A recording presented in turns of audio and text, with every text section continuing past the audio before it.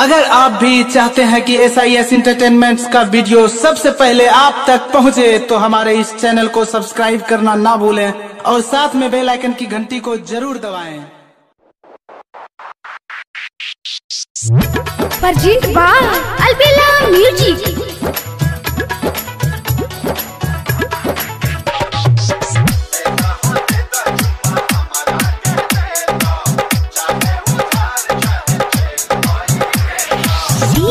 Shiv Narayan Sitamarhi.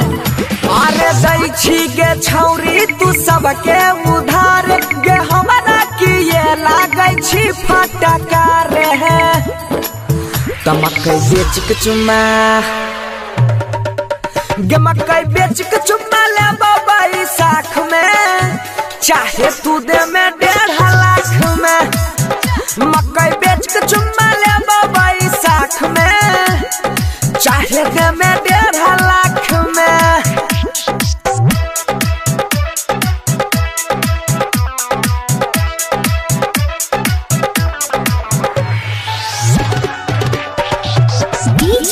Shiv Narayan Sitamarhi.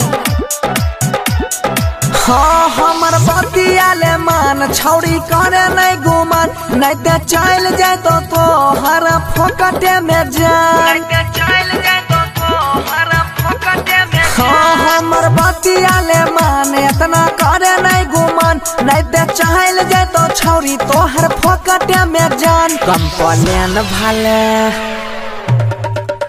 Complain भाले कर में बलाक में, अले बचमा 1 लाख में। भले चल जाते खेती हमर खाख में, ले बचमा 1.5 लाख में।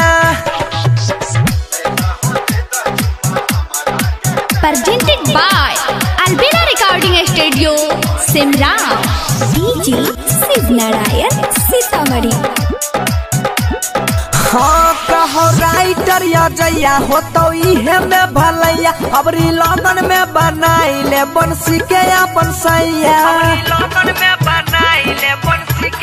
हाँ कहो सोनुआ जैया हो तो इहे में भलैया, अबरी लगन में बनाई ले बंसी के अपन सैया। तोरा नथिया देबो गे, सोना वाला नथिया देबो तोरा नाक में, अले बचमा 1 लाख में।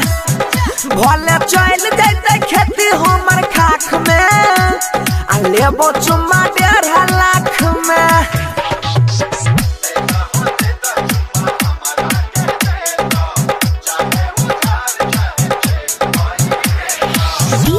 शिव नारायण सीतामढ़ी।